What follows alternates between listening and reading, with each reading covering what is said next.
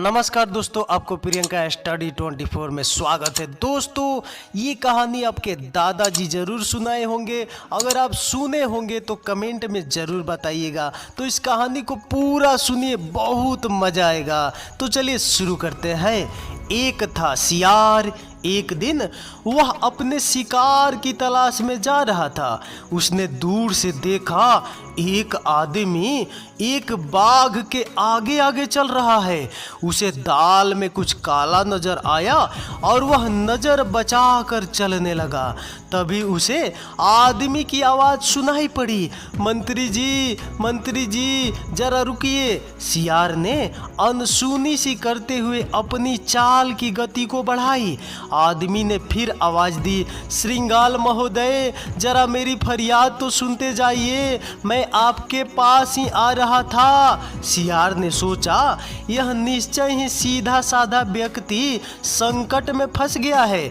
उसकी सहायता करना तो धर्म है, जरा इसकी बात सुन लेते हैं। यह विचार आने पर सियार रुक गया और कहने लगा, जल्दी बोलो, मुझे भी कहीं जल्दी पहुंचना है। बाघ और आदमी सियार के निकट पहुंच गए। सियार कहने लगा, जरा दूर से ही बात करो तो बेहतर हो। आदमी कहने लगा, मैं एक गरीब ब्राह्मण हूँ, पुरोहिताई करके जीवन गुजारता हूँ और इसी सिलसिले में पहाड़ी के उस पार के गांव की ओर जा रहा था।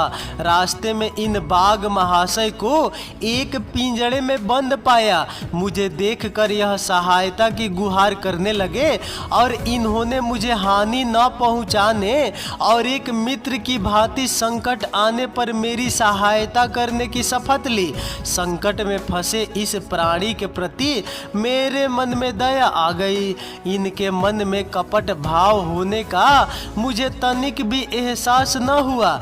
मैं धर्म कर्म पर आस्था रखने वाला व्यक्ति हूँ, सो सोचा कि इन्हें संकट से उबार कर मैं कुछ धर्म कमा लूंगा। लेकिन अब संकट मुक्त होने पर यह अपने वायदे से मुकर रहे हैं, शपथ तोड़ रहे हैं और मुझे खाकर अपनी भूख मिटाना चाहते हैं। मेरे उपकार का क्या यही फल है? यही जानने के लिए हम आपके पास आ रहे थे। कृपया न्याय कर दीजिए, बड़ी कृपा होगी। आदमी की बातों को सुनकर सियार कुछ देर सोच में पड़ गया। उसकी आंखें कुछ देर के लिए बंद हो गई। उसकी मुद्रा देखकर बाघ के होठ कुटिल मुस्कुराहट में हिलने लगे। सियार ने आंखें खोलने पर बाघ के चेहरे पर कुटिल मुस्कुराहट देखी। उसने गंभीर स्वर में बोलते हुए कहा, बाघ भैया, अब जरा आपकी भी बात सुन ली जाए, पता तो चले कि यह आदमी कितना सच बोल रहा है। बाघ कहने लगा, यह सच है कि इसने मुझे एक पिंजड़े से आज़ाद किया, लेकिन अपने को मुक्त पाने और इसे सामने देखने के बाद मुझे जो भूख जगी उसे मैं दबा नहीं पा रहा हूँ। लेकिन बार बार यही मेरी शपथ और दोस्ती की बात याद दिलाकर मुझे रोक रहा है। आते हुए रास्ते में मुझे जो भी प्राणी मिले उनसे भी इसने न्याय का अनुरोध किया, लेकिन सभी प्राणियों का कहना है कि मानव जाति मुंह की जितनी मीठी होती है उतनी ही स्वार्थी होती है, अविश्वसनीय और कृतघ्न भी होती है। अपना काम निकल जाने पर आदमी किसी के प्रति भी दया भाव नहीं रखता, भले ही उसने उसकी सेवा या सहायता ही क्यों न की हो। इसलिए तुम भी अपने वायदे को तोड़कर अपनी भूख को मिटाते हो तो इसमें कोई बुराई नहीं है। सियार ने पूछा, वे कौन प्राणी थे? वे गाय, भैंस, बैल, ऊंट आदि थे। बाघ ने कहा, गाय का कहना है, जब तक मैं दूध देती रही मेरा मालिक मेरी बड़ी सेवा करता रहा।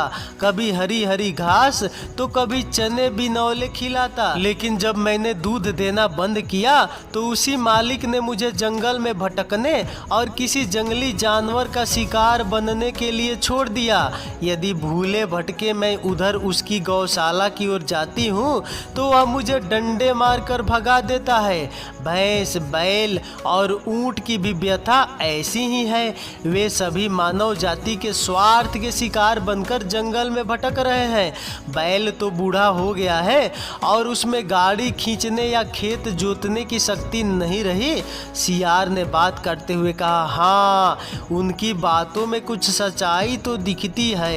इतना कहने के बाद सियार उस ओर मुड़ गया जिस ओर से बाघ और आदमी आ रहे थे। बाघ को सियार की टिप्पणी से कुछ खुशी हुई और वह आगे कहने लगा, उनका यह भी कहना है कि मानव अत्यंत ही अविश्वसनीय प्राणी है, क्योंकि वह कब पैतरा बदल दे पता नहीं। यदि आदमी कृतधन हो सकता है तो मेरा पैतरा बदलना कोई जुर्म नहीं हो सकता। सियार ने कहा, उन प्राणियों की व्यथा तो वास्तव में ही दर्दनाक है, लेकिन बाघ भैया, वह पिंजरा कहाँ है जिसमें आपको बंद देखकर इसने मुक्त कर दिया था? बाघ कहने लगा, थोड़ी ही दूर आगे पिंजरा है। सियार ने पूछा, तो बाघ भैया, आपने अपनी प्रतिज्ञा तोड़ने की ही ठान ली? हाँ, क्योंकि जंगल राज में सबसे बड़ा धर्म है अपना पेट भरना।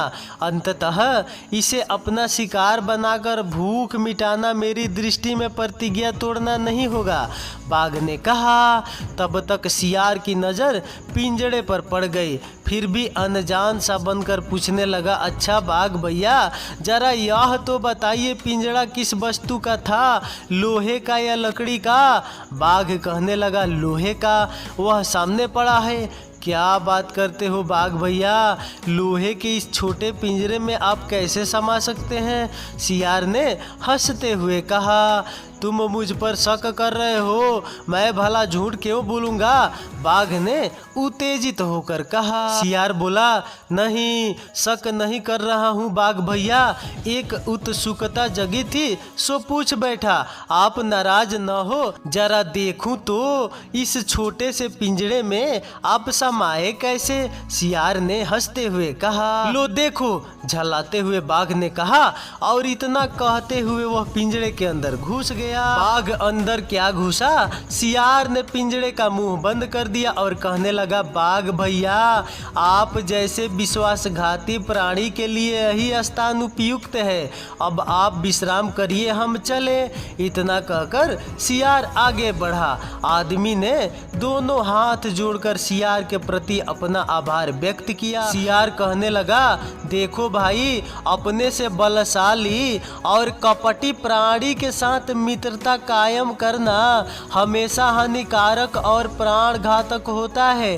अब भागो यहाँ से, मुझे भी अपनी राह जाने दो। फैसला सुनाकर सियार भागते हुए आगे निकल गया। तो देखा ना दोस्तों, इस कहानी से हमें यही शिक्षा मिलती है कि अपने से बलवान और कपटी आदमी से दोस्ती नहीं करनी चाहिए। तो आपको क्या लगता है? अगर आपको ये बात सही लगती है तो कमेंट में ज़रूर हाँ या ना में जवाब दें।